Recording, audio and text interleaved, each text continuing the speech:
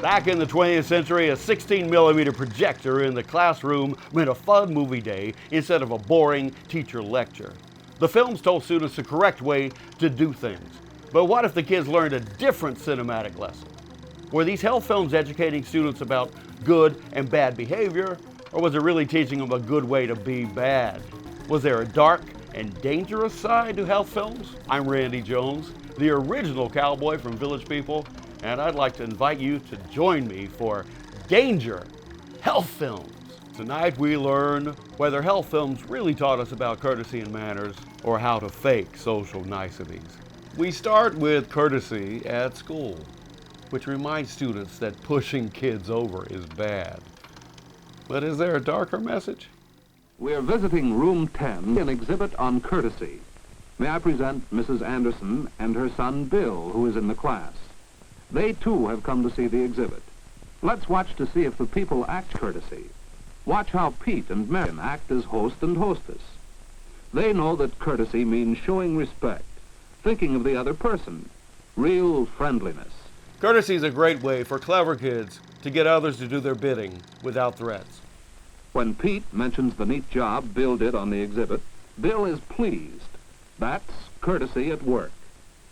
You can see, too, that everyone in the class must have done a great deal of thinking about courtesy and much work to prepare these posters and the rest of the exhibit. Bill is especially proud of his part in the exhibit. The artwork on this large poster, ways to show that we are thinking of other people.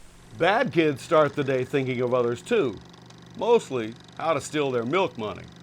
We help to make our meetings with other people courteous by using such words as please. Bad kids use courtesy to guilt the good kids into getting out of the way. Whenever we ask for anything, it shows our friendliness and courtesy if we ask with please. On the other hand, thank you is a simple way to repay those who do things for you. Another expression we need all the time is excuse me. It lets other people know that you are thinking of them when you say, excuse me. Still, another way to smooth your meetings with other people is, may I? If you must interrupt, 2 words will show that you mean well. It's really quite good, Bill. These courteous ways can be used in more than just these 4 situations. Oh, yes, you're right, Mother. That's why we put the captions on the poster. We need them all the time. Yes, we do need these simple expressions all the time to show that we are thinking of the other person. Bad kids no longer have to threaten good kids. On the table is a scrapbook, especially prepared for the exhibit. It also showed consideration of the other person. On the next few pages of the scrapbook are drawings and poems Pete had made about courtesy when using the telephone. Answer promptly. Don't keep the other person waiting.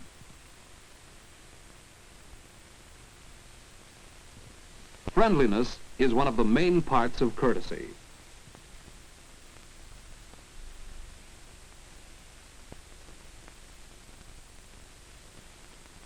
It saves time and makes your conversation more pleasant if you speak distinctly.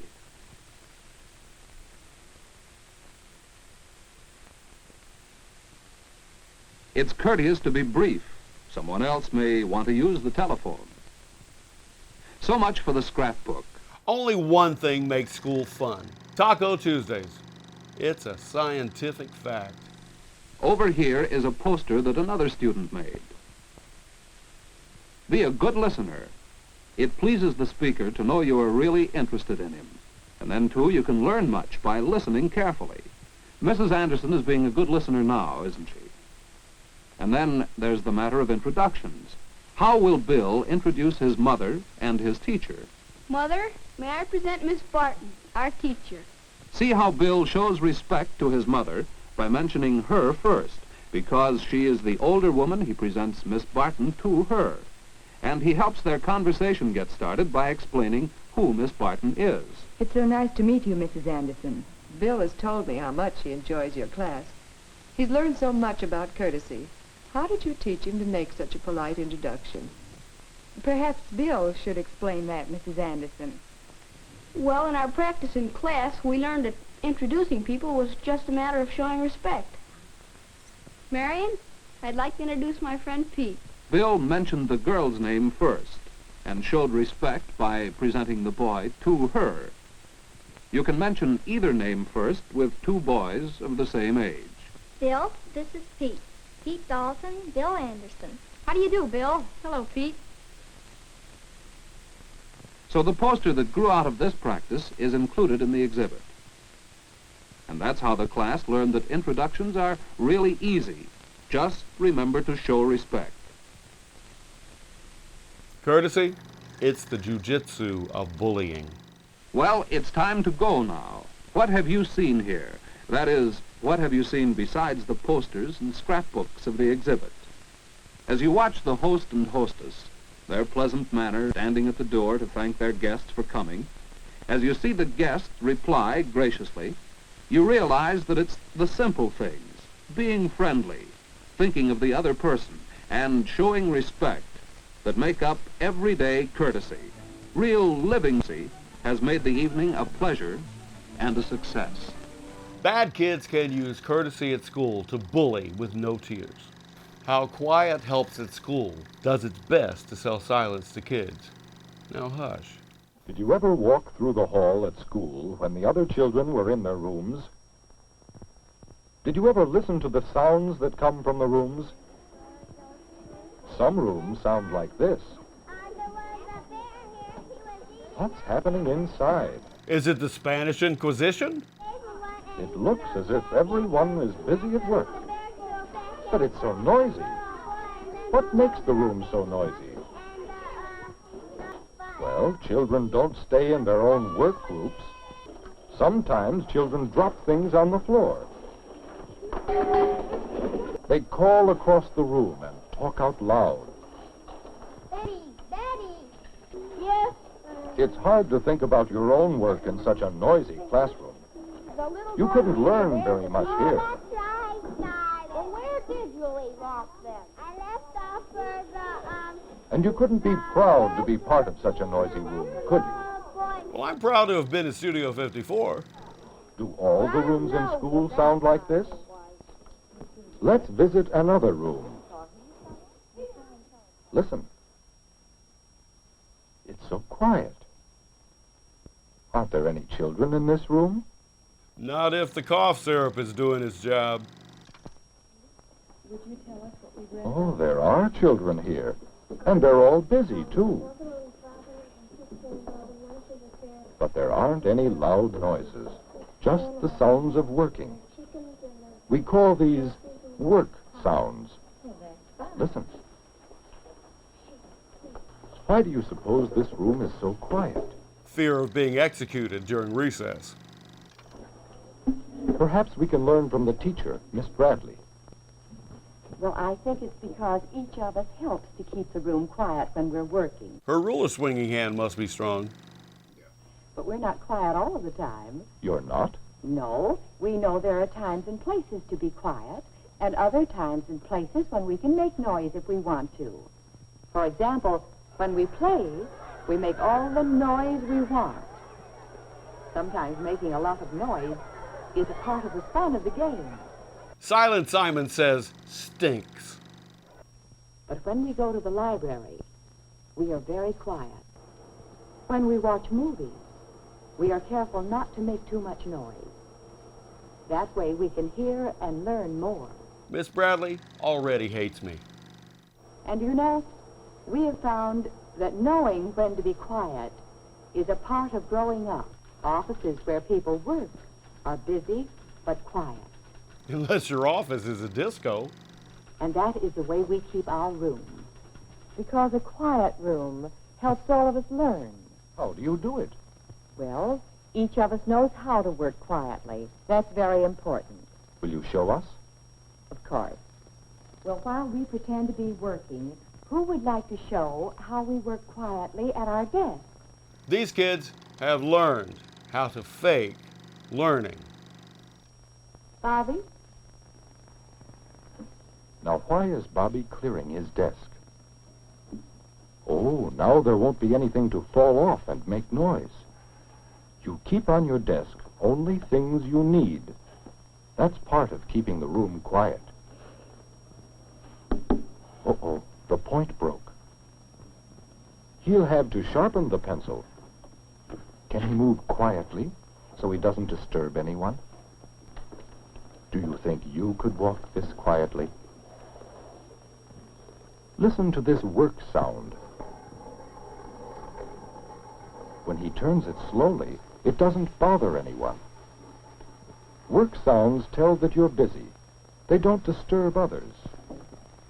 Now let's suppose Bobby wanted to get something from the cabinet. How would you do it quietly, Bobby? Bobby is learning how to work quietly so he can sneak into your house, break into a cabinet, and steal your valuables. Miss Bradley's training cat burglars.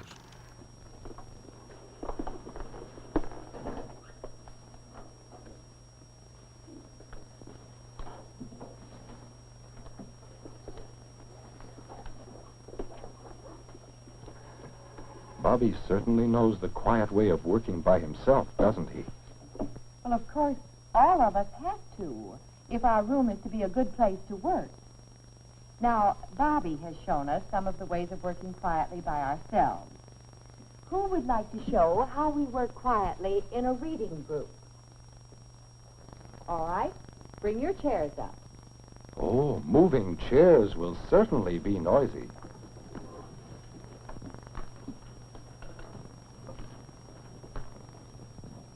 Well, there is a quiet way to move chairs, isn't there? We'll read A Day at the Fair on page 24. Let's read the first paragraph silently to find out who's going to the fair. Who can tell us who is going to the fair? Philip. Mary, Mother, and Father. That's right. See how no one else talks when someone is speaking? It's fun to work together that way. Do you think you could work together that well? How will the children work quietly here? Is this how the Manson family got their start? Judy, where's I put the tractor? Over in the prairie. They speak very quietly. When one speaks, the others listen. That's polite.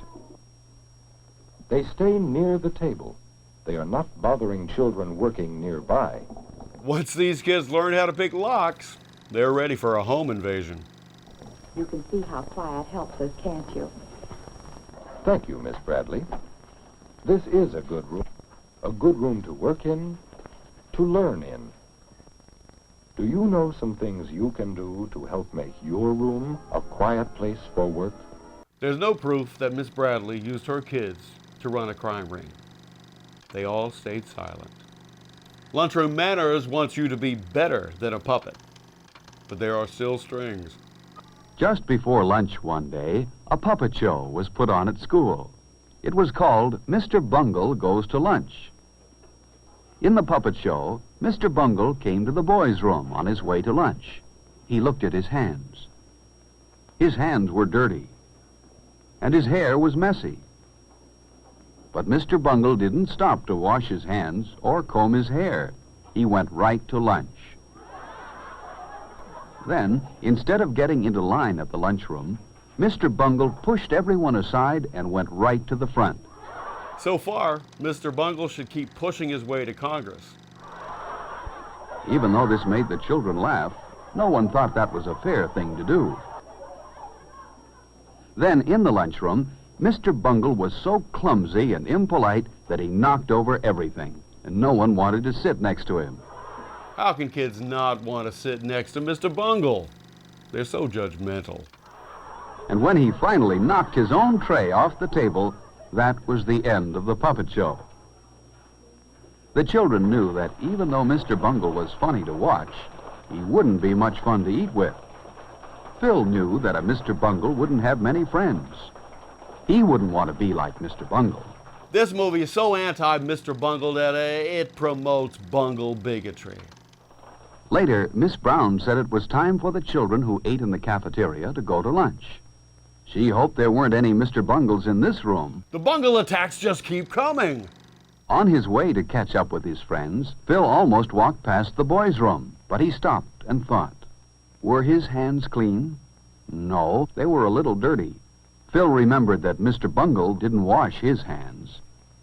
Mr. Bungle's hair was messy, too. Phil didn't want to be like Mr. Bungle. Phil's already locked into the Mr. Bungle hate train. Inside the boys' room, Phil was surprised to see some of his friends washing their hands, too. Phil washed his hands well, with lots of soap.